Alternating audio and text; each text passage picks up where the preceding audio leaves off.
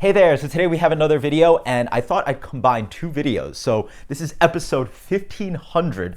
Thank you all so much for sticking around for so many years and so many videos, but also it's about time that I do my top 10 beers of 2017. It's been quite busy, so I haven't gotten around to it. So finally, let's dig into this first, the list, and then I'll talk a little bit more about thank you guys and all. So number 10, we have Grimm in Midair and also DDH Tesseract. Grimm continuing to put out some of the best double IPAs and IPAs are available in New York. So absolutely fantastic, and hopefully they should be opening up their brewery in a couple months, so absolutely cannot wait. Number 9, we have Alchemist Beelzebub. So that is their Imperial Stout. I know everybody goes nuts for Focal Banger and Heady Topper, but in my opinion, the best beer that Alchemist makes is a straight up Imperial Stout. One of the best Imperial Stouts I've had, and definitely one of my favorites, so absolutely fantastic. Number 8, we have District 96, Mother of All Bombs and Political Juice 2.0. So my friend John Potenza has opened up a brewery next to the Burger Loft in New City, New York, and he is just putting out some of the best double IPAs in New York right now. Absolutely fantastic. Congrats to your new brewery, and definitely check out his beer. Definitely one of the most underrated breweries in New York right now.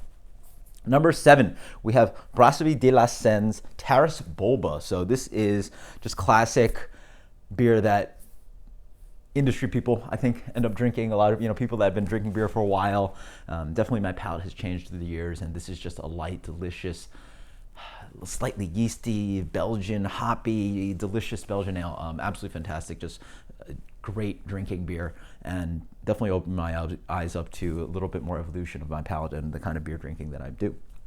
Number 6, that's a continuation of it. We have Hill Farmstead Marie, or his Helles Lager. So again, continuing with the theme like last year, and it still is one of my favorite breweries. Suarez is one of my favorite breweries, but Hill Farmstead also puts out some great lager. Just the idea that not everything has to be barrel aged or super hazy and hoppy is awesome. Sometimes you just want to drink beer that is just straight up beer. And so, great brewery doing some awesome lager, Hill Farmstead, but also Suarez family as well. But that's not on the list, just a side comment. Number 5, with Interboro's Can I Kick It? So, I haven't really been driving up to Treehouse and Trillium in Vermont.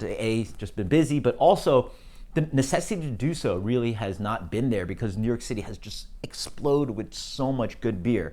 And you have so many breweries doing amazing New England style IPA. I think most people would be attracted to Other Half. They're the most famous and big brewery in New York City, or craft brewery at least. But in my opinion, Interboro is right up there. They've definitely improved their hoppy beers quite a bit, and there's just some of those beers that Interboro Jesse does are just so spot on that they're up there with some of my favorite hoppy beers out there. So not to take away from Other Half. Other Half has definitely put out some great hoppy beers in 2017. Just unfortunately, I don't go to all the releases. So when I do get to try some of the beers, they're still awesome. And it's not to take away from any of the other breweries. LAC Beer Project's doing crazy stuff. Finback is doing great. It's endless how many great hoppy NYC breweries there are. But Interboro for me in 2017 really did that for me. What do we have here? Yes, number 4. Yeah, Old Nation M43. There you go. So 2017 was a year with a lot of hazy beer. The evolution of New England style IPA. I reviewed New England style IPA from all over the place, but one of them that really impressed me was from Michigan. So Old Nation M43, just one of those hazy IPAs that you want to have all the time. Just doesn't have certain issues there, certain issues here. Just despite the fact that the style is from New England, I've tried beers from all over the West Coast, Midwest, everywhere. Old Nation M43, just one of my favorites. Absolutely delicious. Number 3, we have Equilibrium MC Squared. So with the evolution of craft beer in New York City, it is also impacted and grown outside of New York City, upstate, the Hudson Valley area, and you have a brewery like Equilibrium that is arguably doing the best hoppy beer in New York. I think it's arguable. There are some other breweries out there, but Equilibrium, MC Squared, one of my favorite double IPAs of the year. Absolutely amazing. Honestly, if I could get MC Squared all the time, I wouldn't have to drive up to New England anymore because it's just that good. Number 2, we have Goose Island Bourbon County Reserve. So again, one of my favorite beers, Bourbon County Stout, just amped up to another level with those Knob Creek barrels, and awesome stuff. what else is there to say about it? And number one still holds on is Treehouse Curiosity 36 and Doubleganger. So again, Treehouse takes the top spot again. They just are absolutely killing it. And I still actually have to visit the new brewery that they've created, and I hear it's an awesome place. But the beer being pumped out of there is absolutely fantastic.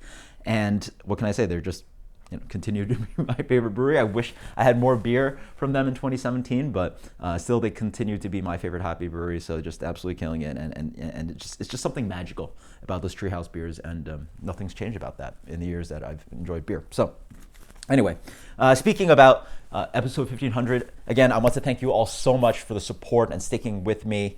2017 was definitely an interesting year, career-wise and life-wise, and a good amount of change there, but right now, still working on my career and everything, and I feel like I maybe neglected the channel a little bit, so hopefully we'll find some time for that. But I really appreciate that everybody that still watches videos, and thank you all so much, and to a great 2018 to you guys, and I really hope to bring some great news and more ventures and more future journey in life and everything in beer as well. So to 2018, until next time, cheers, later.